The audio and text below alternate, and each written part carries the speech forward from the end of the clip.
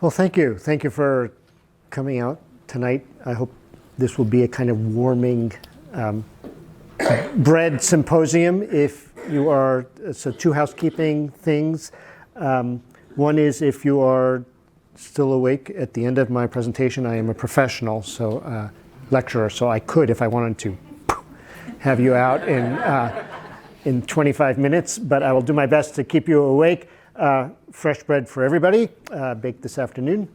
And yeah, now I have your attention. And it doesn't matter what he says for the next 40 minutes, I'm here for the bread.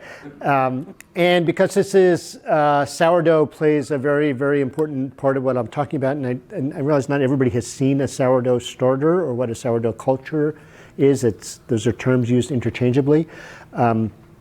Just this week, somebody asked if the technical term, which is the way I refer to it as glop, is what bakers, and I think, no, I made that up. But I'm going to pass this around. I want you to smell it, and you'll smell all kinds of aromas that you don't get from just yeast. And so there is yeast in here. It's wild yeast that has just grown in this particular starter, which made those particular breads. This is a starter Bonnie here has. I have 3 different sourdough starters. I have 3 different personalities, different ecosystems in there. So this one was made in Meadville from wild grapes in 1990.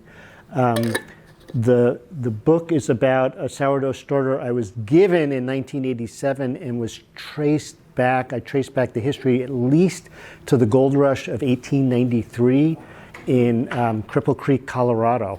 So that's a story of how does a starter get partly from Cripple Creek, Colorado to Meadville, Pennsylvania over the 130 years, and also how did it get to Cripple Creek in the first place. So what I'm going to do today is I'm going to do about 10,000 years of history in 45 minutes, so you'll need to put on your seatbelts.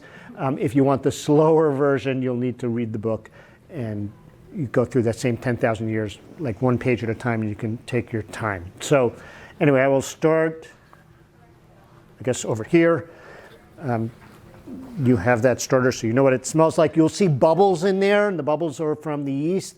There are also probably 10 or 15 species of bacteria in there. They're just what are living in the environment, and we're in that starter, and that's what I use to raise bread. And you'll see it didn't rise as much as if it were commercial yeast, which would make a bread that goes like this. But you ready? Seatbelts fastened. So just to reintroduce myself, I'm a professor of environmental science and sustainability at Allegheny College, and I teach students how to make their own bread. And what does that have to do with environmental science is once they have this bread, like you're going to have this bread, they start to wonder, what was that other thing I called bread before? And why are these two things? This is made with only 4 ingredients. It only has flour, water, that starter in it, and a teaspoon of salt, right? And the other bread that they're getting from the store has 30 or 40 ingredients and doesn't taste as good as, so what's going on? And that opens the door. So that's my secret weapon. So this is, in my opinion, the official definition of bread, and it's a long way from what you would buy at Tops or Wegmans or something else. And so the first question this is what I'm going to use to bring you back 10,000 years or more, is why does bread make us hungry? And I'm just going to show you a few pictures here.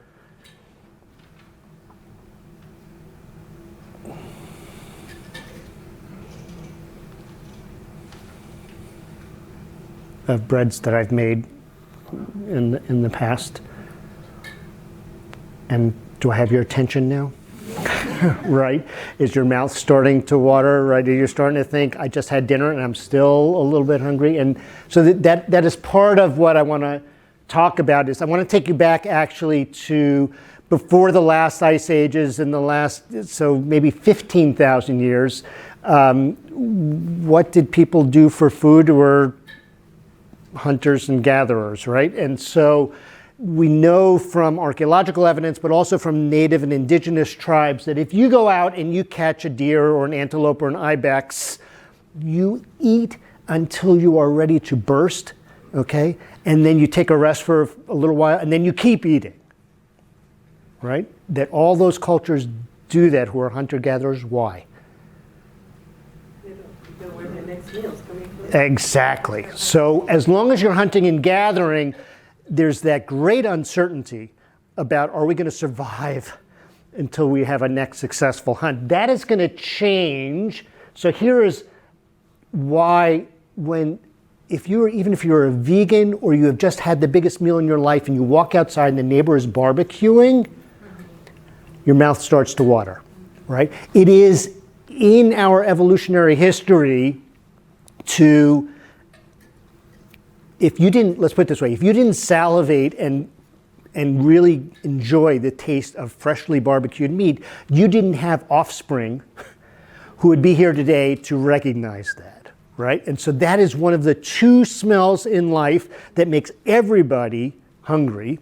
One is barbecued meat, right? Because it means you and your group are going to survive till next time. And the other is the smell of fresh baked bread at home.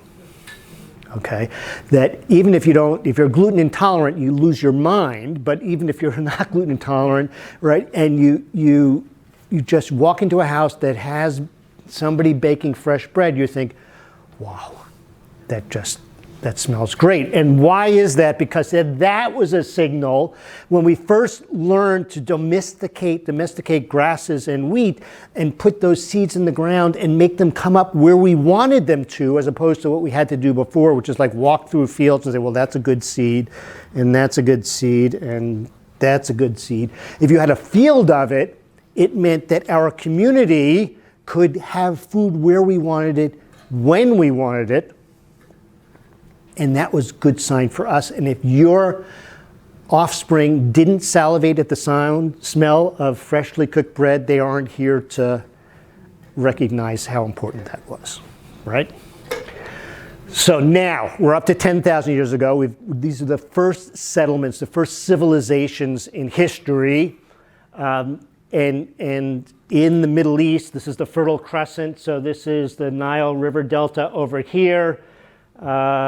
Egypt, Israel, Jordan, Syria, Lebanon, Iraq, and Iran, the Fertile Crescent there. That is where wheat was first domesticated and first taken from a wild plant called wheat and grown in a place where we saved some of the seeds rather than ate all of the seeds so that there'd be some for next year. And in fact, we saved, think about the genius of this, we're going to save the biggest seeds rather than eating them, because next year they're going to make the plant that also made the biggest seeds, right? And you can see how the domesticated plant starts to diverge from the wild plant. Like within 25 years in the archaeological record, we can see the difference.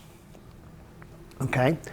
From about 10,000 years ago to 6,000 or 7,000 years ago, those seeds that we collected from legumes and from wheat and from barley, which were in the Middle East, got mashed in a mortar and pestle. They added some water. It might have been heated, but it was porridge. And for 3,000 years, that's what people ate, was porridge. We can guess that sometime around 6,000 or 7,000 years ago, somebody left their porridge next to the fire, and it cooked until it was solid. It was pretty good, right? And now we have two things to eat: porridge and the sandwich, right? And what happens, especially in the Middle East, in a climate like Egypt or Israel or Syria or whatever, Iraq, Iran, is if you put flour and water outside in a warm environment, yeast will fall into it, because there's yeast all over the place. Bacteria will fall into it, and they will start to grow and live and make little bubbles on here. And it smells a little bit sort of alcoholic. It turns out that it's exactly the same species of yeast in here makes bread as makes beer. Okay? The same species. So we just call beer liquid bread. and vice versa, because the ingredients are the same. It will start to ferment, and if the flour that you have in here is wheat, and it's the only flour that does this, it will form what are called strands of gluten, and gluten holds a network together in bread so that when those bubbles that you saw in here get exhaled by those little microscopic organisms, it rises. Wheat bread is the only bread that rises. And so if you leave your flat bread by the side of the stove for a day or two, it will be infected, it will start to rise, and you think, ugh, whatever, I'm going to cook it anyway. And in the oven, it rises again because of the steam inside those little bubbles gets superheated, and it rises again, and it's amazing. It just tastes so good. You think, I'm going to try that again. Okay? And that is essentially the invention of bread as best we can know it. So we have flat breads for a couple of thousand years, and then breads that are starting to rise, and this is the recipe. Okay? You have a sourdough starter. If you save some of this starter and put it in tomorrow's bread, you don't have to wait for it to fall in from the atmosphere. You can infect it sort of right away. And this is the recipe for 6,000 years. Flour, water, salt, magic glop. Nobody knows what's in it, right? No, we don't know they're microscopic organisms. We just know if we take this magic glop and put it in this dough, it's going to rise. And it works. Like, the recipe doesn't change for 6,000 years. And so we're going to go from where we have the first recipes essentially on the hieroglyphics of the tombs in ancient Egypt to the 1700s where nothing's going to change. Sourdough is the only way really to make bread rise. All right, and now I'm going to tell you how we get from this historical sourdough to that. Right? So, if we look at the Egyptian version of Instagram, which is, and anybody who's a bread baker knows that bread doesn't exist until it's posted on Instagram. And the people who laughed are the bakers in the room. And if you start baking, you'll see it doesn't exist until you take a picture and upload it. But these are the pictures on the walls in ancient Egypt. And the full recipe essentially is out. We don't know exactly the proportions. We don't know exactly sourdough, but we do know some basic things, that they were grinding wheat into flour, or they were harvesting wheat, grinding wheat into flour, that they, if you run through here, are all the processes for, they're so exciting. Right? They were making bread. And it turns out that we do know, sort of from the record, that beer and bread, and we found the beer urns from ancient Egypt, made with the same bacteria and yeast that fell from the sky. And a guy does an experiment that in those days, they made bread in ceramic tubes, cylinders. And anybody who's ever made bread in a ceramic cylinder that's been preheated, but without greasing the pan or spraying it on the inside, knows that what happens when the bread comes out of the oven? It sticks, right? And what they did, clay was so plentiful in ancient Egypt that they took the clay cone, cracked it, and took the bread out, served the bread and the beer to the workers. There are outside the tombs in Giza the remains of 500,000 cracked bread cylinders from which they can back calculate they were able to feed over the course of the time it took to build the pyramids 10,000 workers. Right? By counting up, this is what archaeologists do, right? They count up how many broken cylinders are there. All right, so after the ancient Egyptians, next civilization, again, I'm moving quickly, are the Romans. The Romans, or the Greeks, followed by the Romans, sort of take over the area that is now the Middle East. The Romans found that wheat was so important to maintaining at least the Roman part of the kingdom that they, let's go back a minute, that they go back and they give wheat to every free Roman citizen at the rate of 75 pounds a month, right? That's how you keep people pacified. Without wheat, you have the Jewish holiday of Passover, which is things are so grim.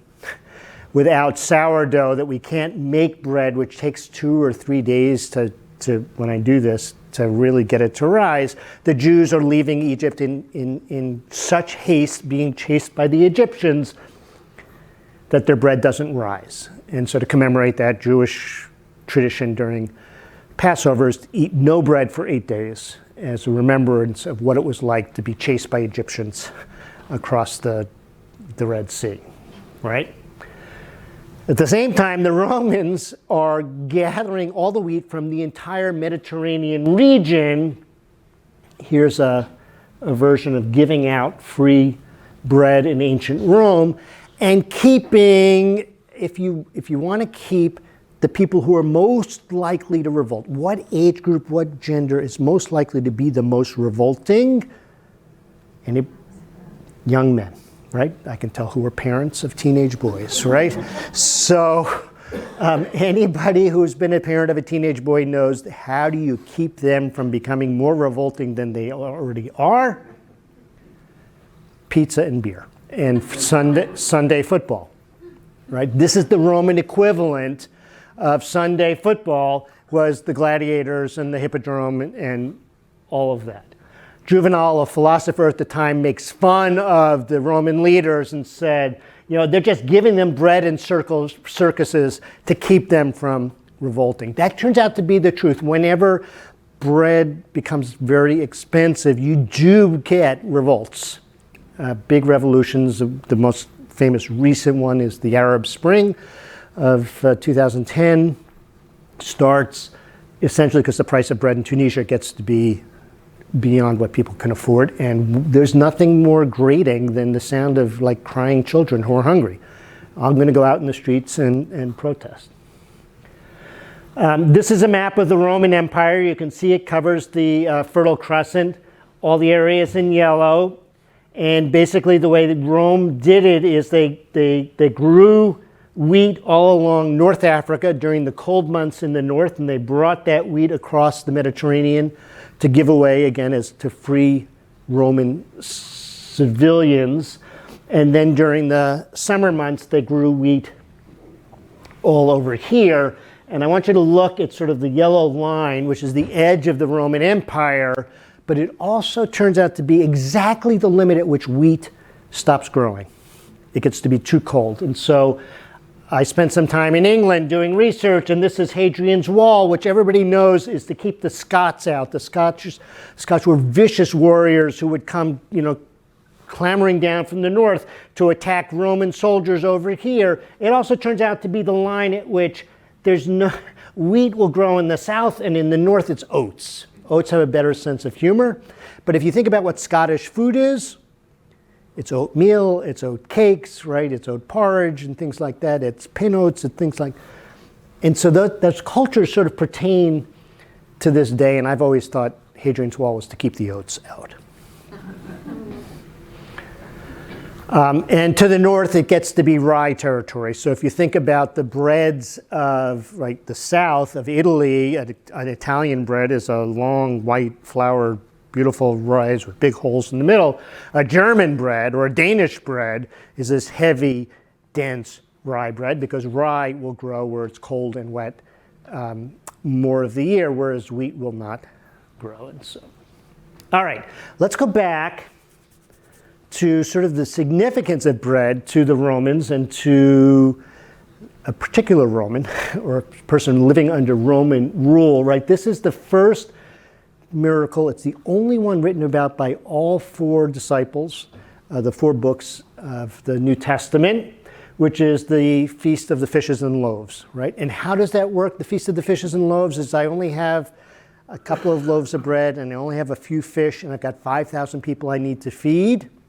But think about how this works, right? I can give you some of my sourdough starter, and you can grow it up yourself. And it's infinitely expandable. And so this is a parable everybody would have understood at the time, that sourdough, just bread making, because it was shareable to every person and could be expanded as much as possible, was a way of feeding the multitudes. The Last Supper, what does Jesus declare? My body is bread, right?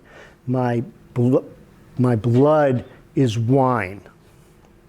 Both products of, we now know, fermentation, but they're also a kind of transformative, transubstantiation of a product that begins one way, grape juice, and becomes something sublime afterwards. Something that starts as dough becomes bread.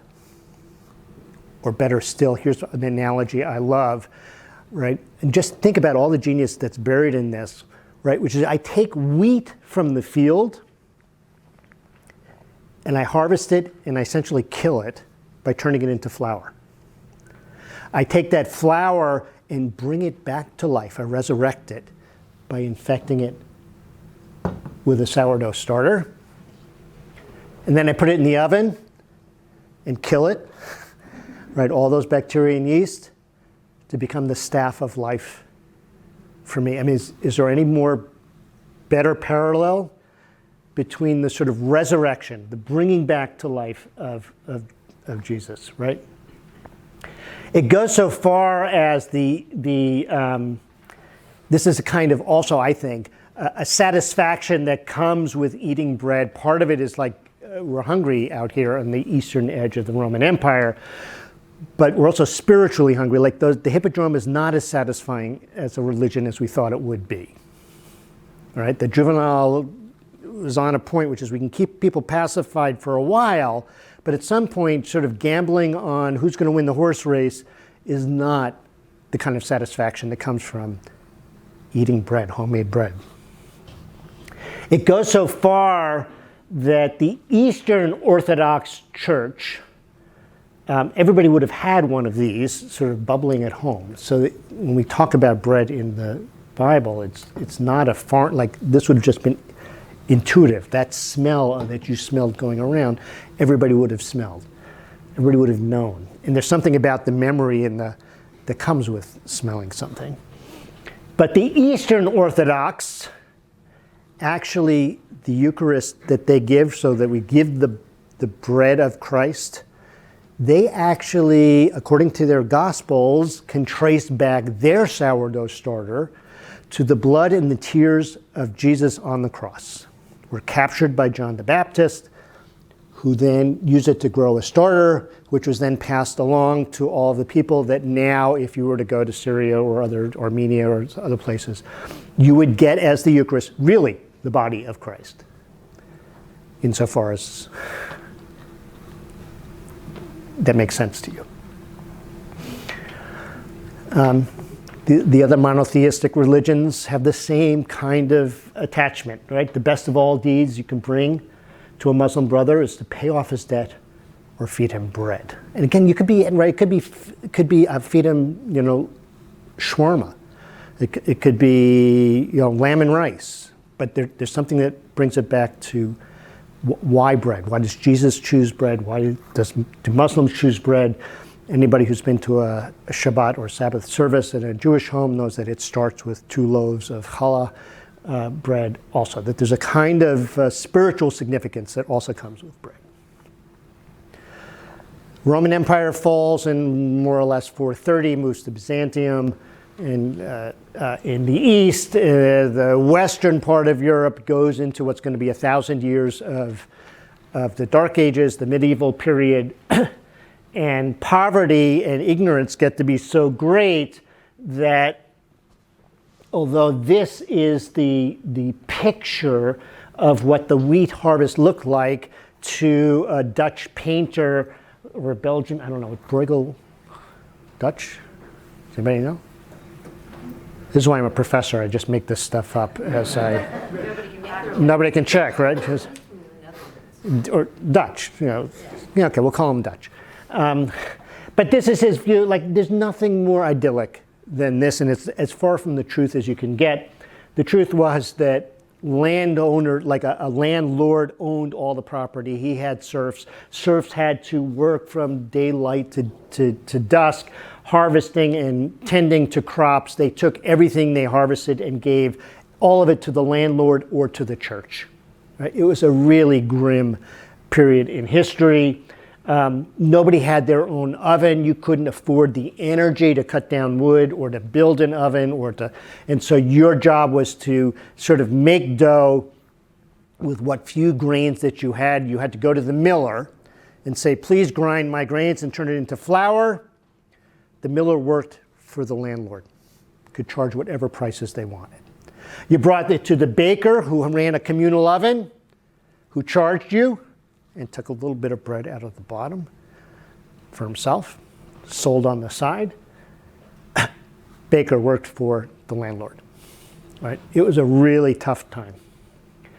And by the time we get to 1700s, where economies are starting to open up a little bit and you're starting to be able to buy bread at a bakery, if the price wasn't controlled by the government, people went crazy. They went into the streets and said, we demand bread that we can afford, as we still do to this day, right? And so the French Revolution in many ways starts because women, 6,000 women march to Versailles, to King Louis XIV's house and to Marie Antoinette's house and said, God damn it, we want bread that we can afford. And Marie Antoinette is supposed to have said, well, if they don't have bread, why don't they eat cake? Right? In French, it's actually let them eat brioche, which is an enriched bread with eggs and butter and all that kind of thing. Truth is, she never said this. She never would have said this. It was attributed to her 50 years after the revolution to justify the fact that they succeeded in the revolution. I think it's the most famous misquote, perhaps, of all time.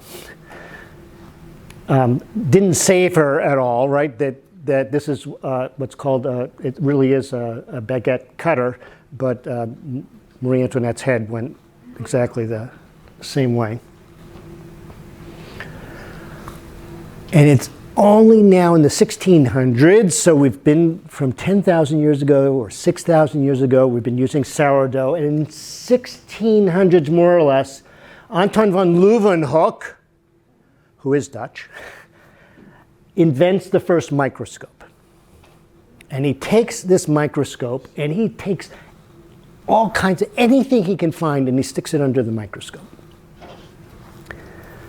Right? And so he looks and discovers that there are white blood cells. Like until that day, until the microscope, if you cut yourself, just a red fluid of life came out. Nobody knew what that was. It was just the fluid of life. If you lost it, you died. But that it was made up of white blood cells and red blood cells, right?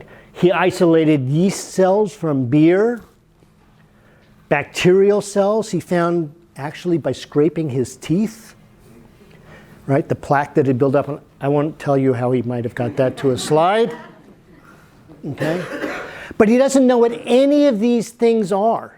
He doesn't know if they're biology, if they're chemistry, if they're living things or they're not living things. He calls them animalcules, trying to hedge his bets. It might be an animal, might be a vegetable, might be a molecule.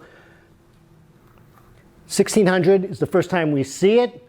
He draws yeast accurately. It's going to take 200 years of serious experimentation before we get to like the middle of the 1800s, late 1800s, 1870, 1880, when Louis Pasteur figures out that inside here there are yeast, that the yeast are actually growing on the medium in here. They are actually living things, not chemicals, that they reproduce, and as they're growing, they excrete or exhale carbon dioxide little bubbles.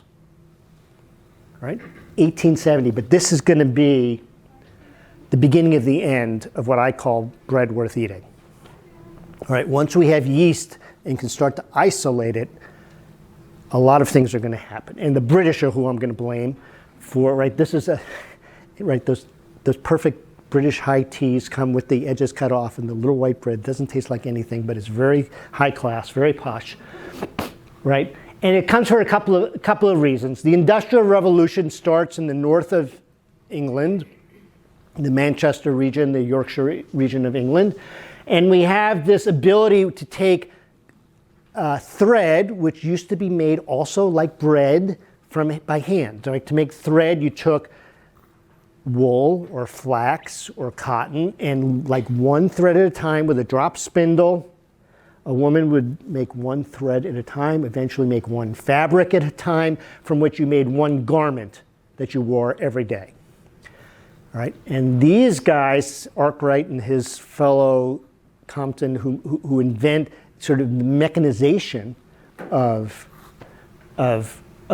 textile making, fabrication, right, is going to change the way we think about everything that we make, right? So if you can make textiles by machine, why couldn't you start to make bread in a machine, right? Running through a continuous oven rather than this guy in a communal oven who's putting in one bread at a time and taking it out and putting it on the side. At the same time, we're in the 1800s, we figured out yeast. And yeast is really, if you isolate yeast and put in a lot of yeast and ignore all those other things that give bread a sort of a sour flavor and a sour taste and things like that, we can make bread really fast, especially if we run it through sort of a factory line. And so I'm going to argue that sort of after 6,000 years, that recipe I showed you at the beginning, flour, water, sourdough starter, and a tablespoon of salt, is going to be the end. Because we're now going to go yeast and a whole bunch of other things. There's one little thing that goes in between that I love, and it's called the Aerated Bread Company in England. You've got this bomb that's made out of cast iron. It's 5 feet in diameter. You put your flour and water in there. This is filled with carbon dioxide. You don't even have to bother with the yeast. You simply inflate the bread. It's got a stopcock here. You put a pan underneath. You burp. It burps out a bread. It immediately, once the pressure is released, starts to rise. Run it right to the oven, and 2 hours later, you've got bread. The problem was, without the fermentation, it tasted just like grass. Right? Nothing had happened to it. It really was wild grass that had been. They found ways of getting around that. It was for about 50 or 75 years a way of making bread sort of antiseptically. Also in England, in 1961, we have sort of this continuous process of making bread, which is we can sort of add all the ingredients at once, and now we've got this way of making bread, hundreds of thousands of loaves, right? But to make bread like this, we had to change the dough. This is a bread mixing machine that can mix dough, a couple thousand pounds, at 3,000 RPMs. 3,000 RPMs is enough to raise the temperature of the dough 70 degrees. It would cook sort of on the inside. So this is an ice bath to keep it cool. To keep the bread from ripping apart, we add extra gluten, which may be why people are increasingly gluten sensitive. We add dough conditioners, dough elasticizers, dough protectors, things that help the bread hydrate. This has natural antibacterial processes. If you ever could take one of these breads and not eat it all, it would not mold for at least a week or 2 weeks or 3 weeks because of what has been imparted by this. But this bread will mold like that, so we put in fungicides and so forth. So we've changed. That's where those other 30 ingredients come from, to make it fit the machine that's doing this, right? So this is now the recipe. And now we're sort of starting to wind up. What we have here is the revival of good bread, which is finally starting really in the sort of the hippie movement of the 70s, when we were sort of taking back control of our lives from the spaceship world of the 60s. We started making our own bread again, and there are a whole bunch of books that come out in the 70s, which culminate in, and it hasn't culminated, but it's really become the new world of artisanal breads. Most everybody who doesn't live in Meadville is within walking or driving distance of an artisanal bakery. One of the reasons I make sourdough bread is because there has not been and still is not a bakery in Meadville. People are starting to go back to the ancient grains that were grown in the Fertile Crescent with which to make einkorn. That's the bread. And then just one last anecdote that I want to throw at you because it's a totally untestable hypothesis, and therefore nobody can dispute what I'm about to say. So, what was it about a global pandemic that, I mean, everybody remembers that the first thing that happened when the pandemic sent us all to lockdown is we all went out and bought as much toilet paper as we could. And then the second thing was, oh my God, I got to learn to make sourdough bread. Why sourdough bread, right? What was it about sourdough bread that made us, there's supposedly a yeast shortage, but none of those people were making bread beforehand. It wasn't like I don't have yeast. I think it's deep inside of us that if we can make a kind of bread by ourselves, even in lockdown, our community is going to live. We're going to survive another day. And I'm going to let you know that I care about you and that you're going to survive. I'm going to make this loaf of bread. I'm going to put it on your doorstep. I'm going to knock on the door and run away because I don't want to kill you, but I want you to know that I love you enough that this is a kind of spiritual redemption, that our community will survive this other tiny microscopic thing that's trying to kill us. I think it's deep inside of us. And it was easier to leave than barbecue.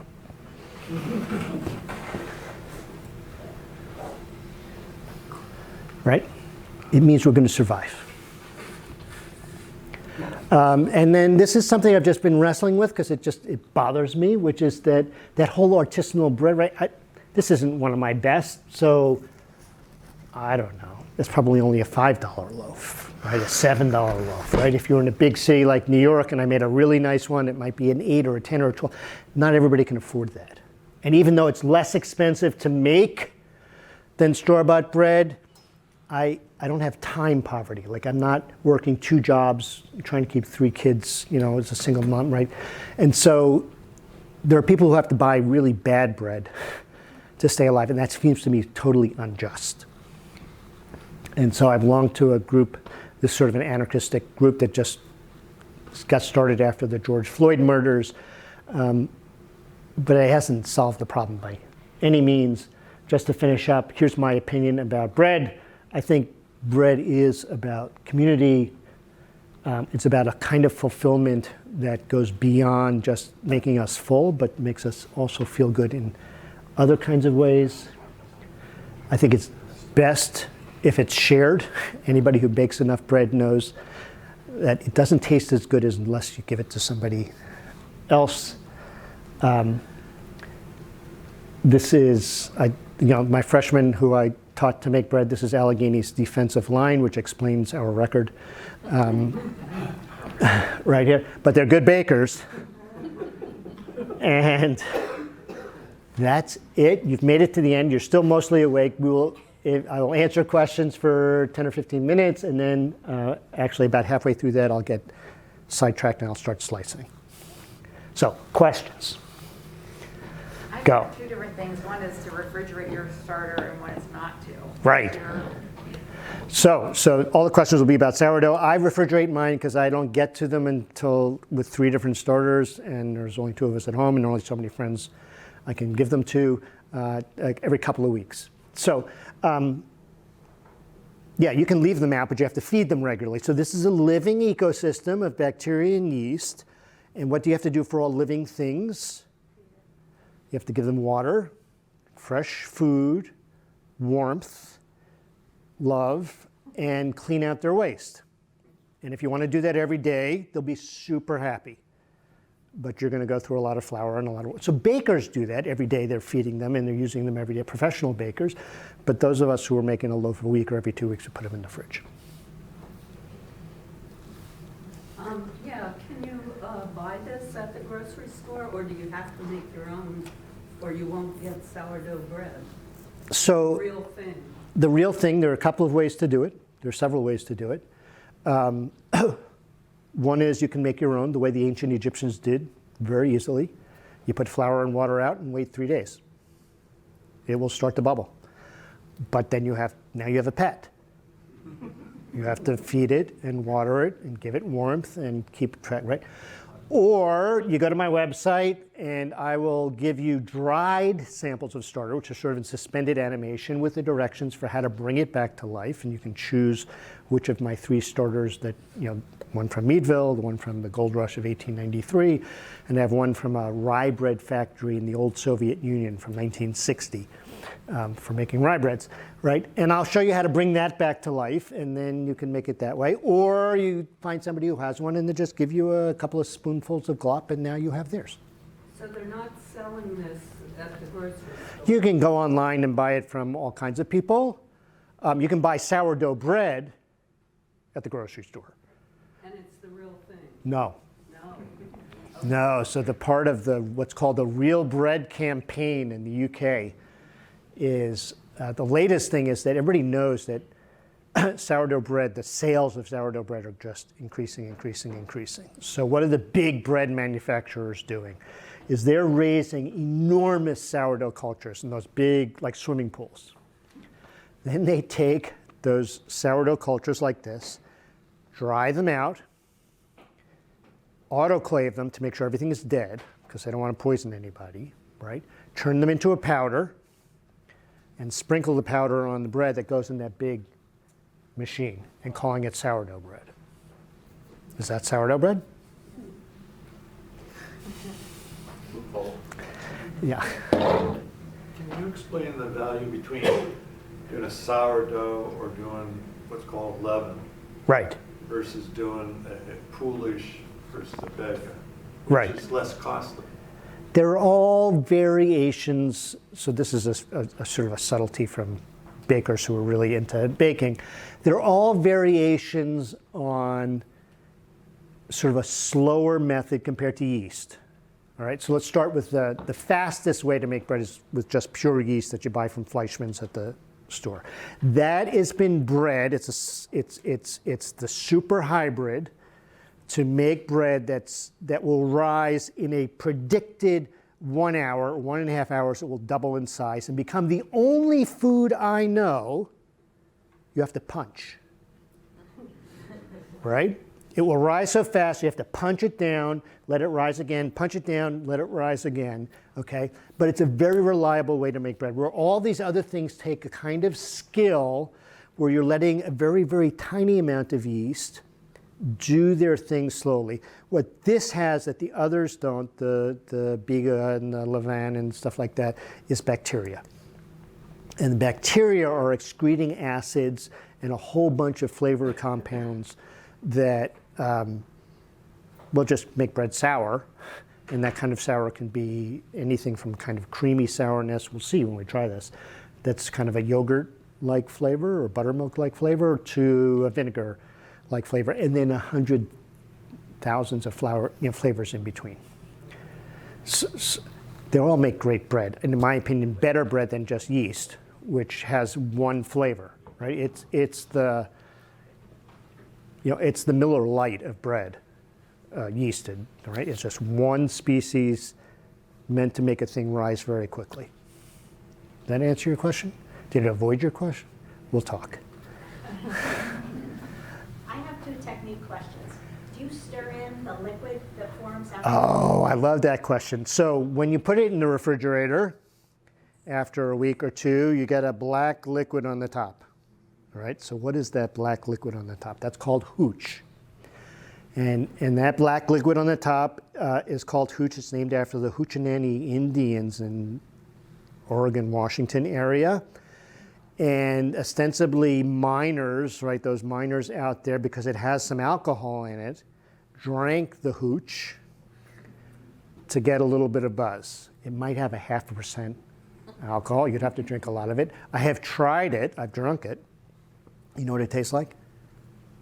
Yeah, sourdough water. It just tastes like sourdough. It's like nothing special. You can stir it in, you can pour it off. It doesn't really matter. It's mostly just dead bacteria and dead yeast. It does no harm. It does no real benefit. I usually use it. It doesn't matter. You don't find that it changes the hydration at all if you turn So now we're into the two kinds of bakers in the world. Okay, so there are bakers like my father, who baked or cooked anything like a chemist, right? He would not just, when it called for half a cup of something, he would read the meniscus, right, to make sure he got exactly half a cup. And there are bakers who are very much like that and get the hydration exactly right. And there's a kind of predictability and reliability that I've actually moved towards. And then my mother, who's like, boy, that'd be good if it had some nuts in it, right? Or let's try putting some cornmeal in. I bet that'd be good, right? We didn't measure anything. And so the answer is yes, it would mess with your hydration. And if you're that kind of, which one are you? Me? Yeah. Oh, very novice. Very novice. Which one are you? Are you the measured to the 1/10 of a gram? I tried to. Yeah. Right? In the end, either way, you have to learn to what's called read the dough. Right? So even when you follow it to the gram, there are times where the flour, because it came from a different field, it's been older, didn't hydrate the same, and it just needs a little bit more water, or it needs a little bit more time, right? Which is why to be a yeast baker takes so much less skill. You'll get bread every time. Whereas this takes a kind of practice that you're going through. Right? You should have seen the eye roll I just got over here, which is she was sending me pictures of her first loaves, and it was like I'm diagnosing online. It's like maybe a little bit more time, maybe a little bit more. Ice cubes in the oven, stretch and fold more, you know, that kind of thing. And now after a couple of dozen loaves, she's a pro. But it tastes good. She is. She's good. Okay. More questions. I have a second question. Go. That's the same thing. I have a problem throwing out discard. Oh, that's the worst. That's the worst, right? So all of us, these are our babies. Is yours named? That people name their starters and they just, I'll give you, this is a great one and explain why. It's Michael Bublé because he's interesting, bubbly, and he likes to chill when I'm not feeding him, and sometimes he's very hot. And sometimes very hot, right. Yours? Alice, for Alice's restaurant. You can get anything you want at Alice's. This is restaurant, right? So I love this. You can go online and just see the list of names that are wonderful. I've already forgotten your question. Throwing out the discard. The discard. So if you're following a recipe, they'll often say put in 75 grams of starter. And you've grown up because you have to feed your starter and give it new water and clean out the waste and all that sort of thing. You made 200 grams of starter. What do you do with the 125 grams? Are you going to kill your little babies? Right? That's really what you're thinking? It's like, for 12 hours, 24 hours, I've been growing, right? So there are all these recipes that are called discard recipes, which is you can discard that, and now you can make muffins with it and biscuits with it, and I've started making pie crusts. Whew, really nice. Galette pie crust, which is like sort of folded up, and that's a great way to do it. The other thing you can do, though, is if you're not that kind of you throw it all in. You just have extra starter. Right? I can't help you. It's awful. Or you can throw it away, but that's impossible. Yeah? So you have these beautiful loaves of bread and you want to gift them. So how does it, because timing is crazy. Yeah. So would you freeze some and then get it out, and what would you do, and how do you keep it fresh? It doesn't, do you do beeswax?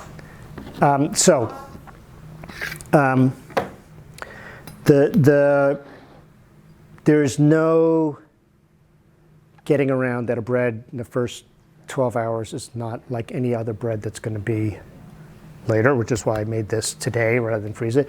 No, you gotta, there's no short answer, no.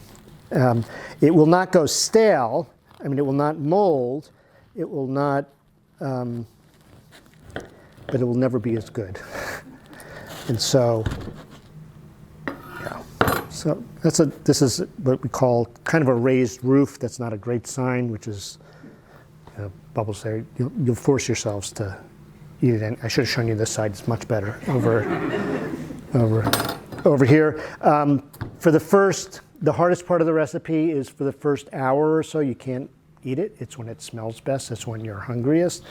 But it's still cooking after it comes out of the oven. It's still releasing moisture. And if you slice it after it has come out, it's going to be gummy on the inside. And so you've got to wait at least an hour, and that's just painful. Right, it's the longest hour you're gonna spend. And then keep it in paper bag for the first at least 24 hours because it's still going to be releasing moisture.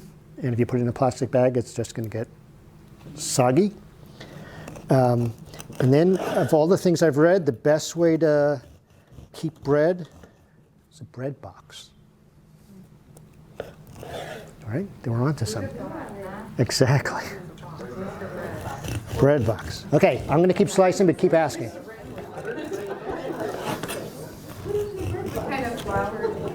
Okay, so what kind of flour do I use?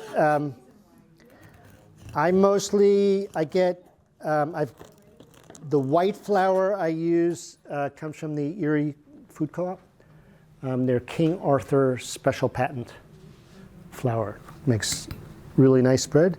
And then I have a little, what's called a mock mill, which is a little tabletop mill like this. So I buy my whole wheat as grain, which it will keep forever, like long enough to ship from Algeria to Rome. In ancient Roman times, it will stay, right? And then if you mill it right away and bake with it right away, it turns out, like not surprisingly, freshly milled flour tastes better than the flour that's at Wegmans been sitting on the, who knows how long. This is great. Not a single person is looking me in the eyes. Isn't that, see what I mean? And it means that you are the offspring who's somebody who survived 10,000 years ago. All right, so come on up and try not to get your fingers cut while I'm still slicing. Take a piece of bread and you can ask me more questions. Raven tells me, so some of you, I guess, bought the book, and I can sign it if you want, or just talk to you about it. I am not permitted to sell the book here in the library. You can find me online if you want any starters and the directions for how to use a starter and get going. That's what Bonnie did a while back. Or you can go to Amazon, right? But anyway, come get bread.